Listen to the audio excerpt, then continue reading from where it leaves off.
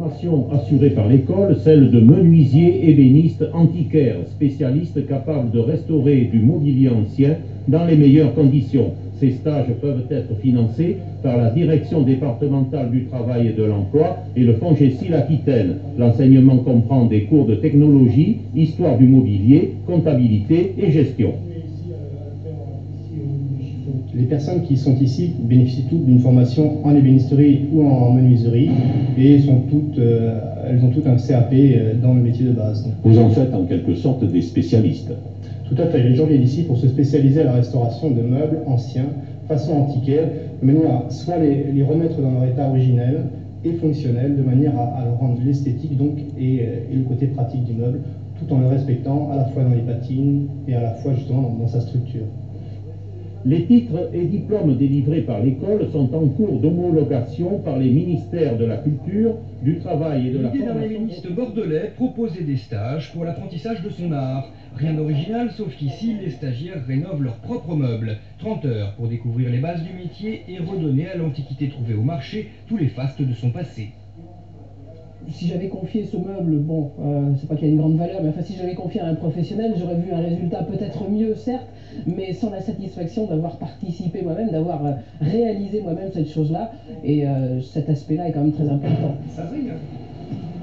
Et en mettant un peu la main à la pâte, ça leur permet de mieux comprendre, de mieux faire ce qu'ils savent faire déjà souvent, mais de mieux situer aussi la part du professionnalisme dans cette activité. Depuis octobre, une quinzaine de stagiaires est passée dans l'atelier de la rue des Menus, 2 séances par semaine pour noter les gestes qui sauvent et surtout s'apercevoir que ce métier est très proche de l'art. Mais pour commencer, une histoire de passion partagée. Elle se passe autour de meubles anciens.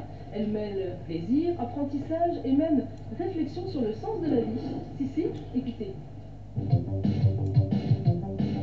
En découvrant, en fait, très simplement, le métier de restaurateur de meubles anciens, ils découvrent même leur capacité à faire, et ça je trouve ça passionnant pour moi parce que j'ai un plaisir immense à leur apprendre, mais en même temps eux ils se découvrent capables. Savoir utiliser ses 10 doigts, c'est fantastique parce que je crois que c'est quelque chose qu'on a oublié dans notre société. Antoine est un passionné contagieux. Ébéniste, restaurateur de meubles anciens, enseignant spécialisé, il ouvre toutes les semaines son atelier à des stagiaires.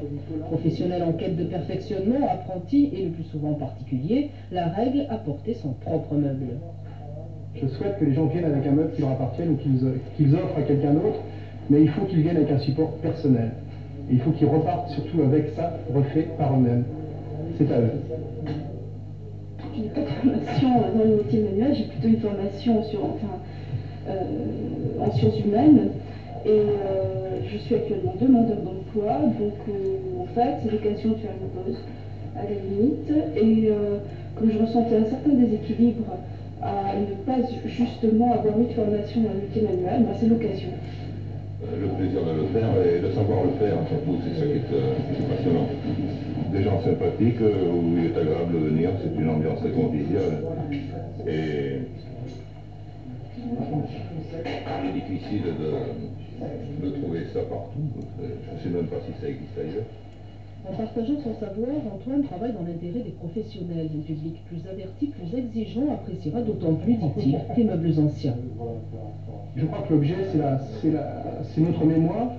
Et je crois que si les gens prennent du plaisir à conserver leur mémoire, alors on est effectivement dans le droit fil de quelque chose qui continue. C'est le respect de nos racines, mais c'est aussi léguer quelque chose à notre enfant. Et l'objet, c'est ce véhicule-là. Et le garder en bon état, c'est garder notre mémoire et c'est garder notre histoire. C'est essentiel.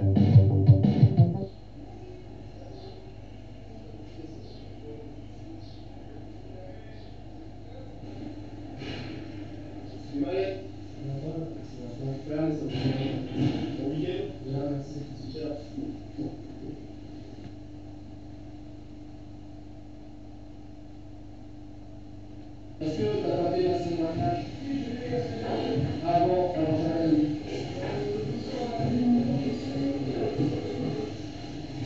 Peut-être une aile, on vient essayer d'expliquer. Parce qu'une fois qu'on rentre dans les croissants.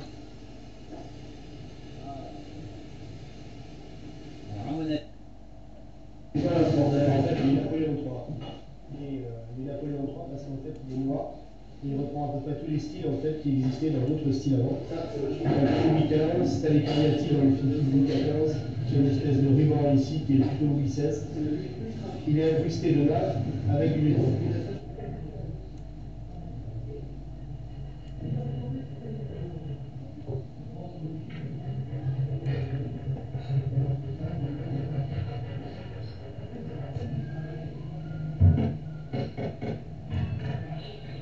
C'est un Napoléon III, l'époque, 1860. Moi, je pratique la sculpture, donc en fait, j'avais cette expérience-là, et par rapport à la sculpture, je trouve que c'est un apprentissage qui est plus technique.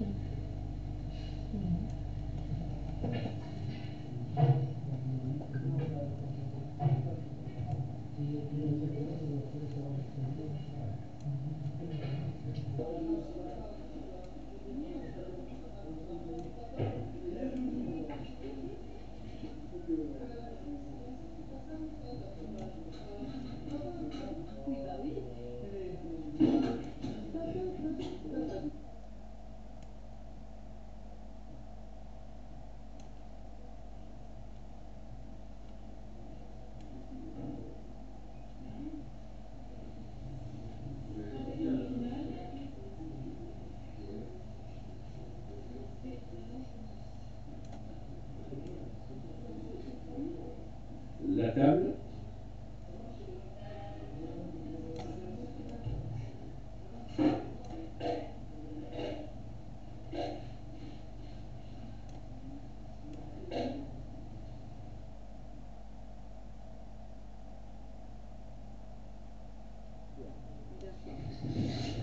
Donc, en fait, ce plateau m'a été donné par des amis qui l'avaient trouvé dans la forêt. Il était complètement abîmé, les ronces.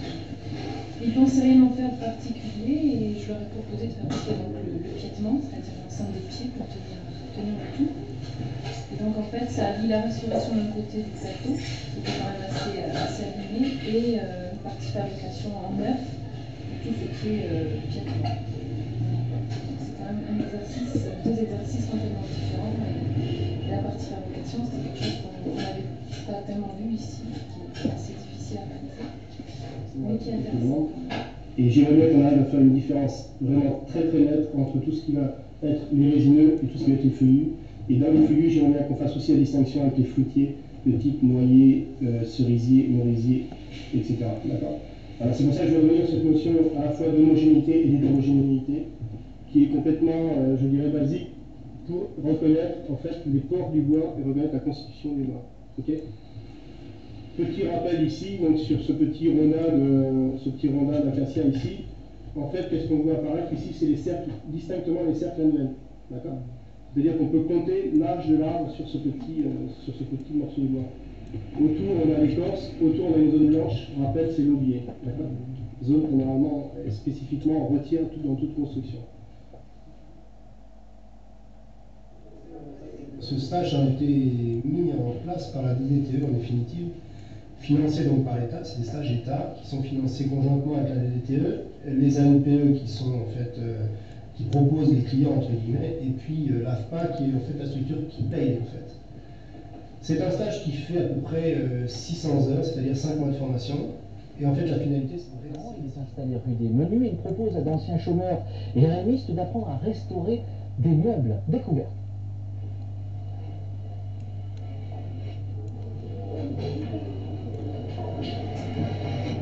J'ai une formation horticole et donc j'ai fait divers petits travaux dans ce domaine-là. C'est parce que c'est urgent. Qui toujours plus le travail du bois en général. Et donc j'ai eu l'occasion d'entendre parler d'Antoine Hulel. Parce que là je corrige en permanence moi. Donc voilà, donc sa pédagogie et tout son mode de fonctionnement m'a plu. Et donc voilà, c'est pour ça que je suis là pour approfondir donc, ce que je travaillais chez moi durant mes loisirs. Manu et les autres sont d'anciens chômeurs ou RMistes qui ont souvent vécu grâce à des petits boulots. En partenariat avec la direction du travail, ils ont trouvé une formation d'ébénistes et créateurs de meubles au sein de l'atelier d'Antoine Hulel. colle ici, derrière, ça tient, et sur le côté, ça tient. Il n'y a pas grand mal, donc on fait ça. Par contre, tu vas mettre de la colle de poisson. Tu vas mettre de la colle de poisson pour que ça soit un peu plus rigide. Tu sens, c'est bon, on ne prend pas de décapage. Okay. J'ai fait cette formation il y a à peu près 5 ans, mais elle a vu le jour en fait il y a 3 ans. Pour des raisons à la fois personnelles, de constat qu'il fallait trouver des solutions pour des gens qui étaient sur la touche, et revaloriser le travail manuel dans le domaine de la restauration mobilier était une opportunité également. On a un manque de manœuvre évident, spécifiquement dans la restauration de mobilier ancien. On a commis l'erreur de croire qu'en formant des ébénistes ou des menuisiers, on avait la réponse au domaine professionnel de la restauration. Or, c'est faux. Je crois qu'un restaurateur de meubles anciens n'est pas un fabricant. Et donc, on pouvait trouver la solution d'une main-d'œuvre adaptée avec des gens motivés qui pouvaient, sans prérequis de base, répondre à ce besoin spécifique. Mais pour faire son toupillage, il faudra qu'elle soit en contact avec le guide le long de ses côtés des panneaux. D'accord? Ce qui veut dire que ces panneaux doivent être parfaitement réglés avant. Elle ne peut pas se permettre de laisser son panneau brut si elle veut obtenir un résultat de qualité. D'accord?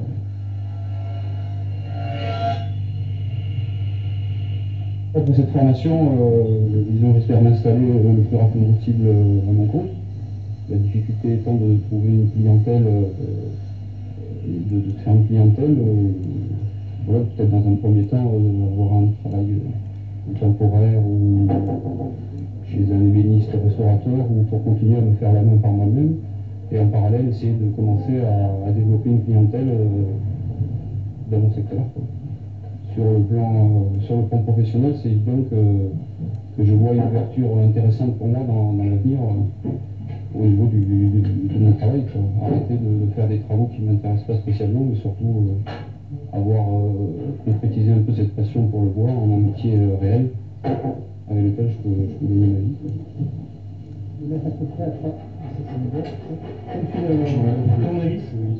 Alors pour qu'ils aiment ce métier, il faut qu'ils le découvrent. Je crois que ce qu'ils aiment avant toute chose, c'est le côté artistique de ce métier. Et c'est l'implication manuelle aussi qu'il y a et qui leur rend accessible cette pratique-là. D'abord, je crois que tout le monde aime plus ou moins, en tous les cas, si ce n'est pas le mobilier ancien, c'est la déco. Tout le monde a des envies de décorer son intérieur et pourquoi pas aussi de participer à la décoration de l'intérieur des autres. Alors ce métier-là, ils apprennent à l'aimer parce qu'ils apprennent à s'y confronter, à découvrir les tenants et les aboutissants de ce métier. Mais ils sont en fait passionnés. Il y a une vraie passion au départ. Si j'ai un rêve pour eux, je crois que ça serait retrouver le sourire. J'ai souvent tendance à penser qu'il faudrait une petite lumière dans les yeux. La petite lumière dans les yeux, je crois que c'est l'identité, c'est la reconnaissance. Et donc c'est le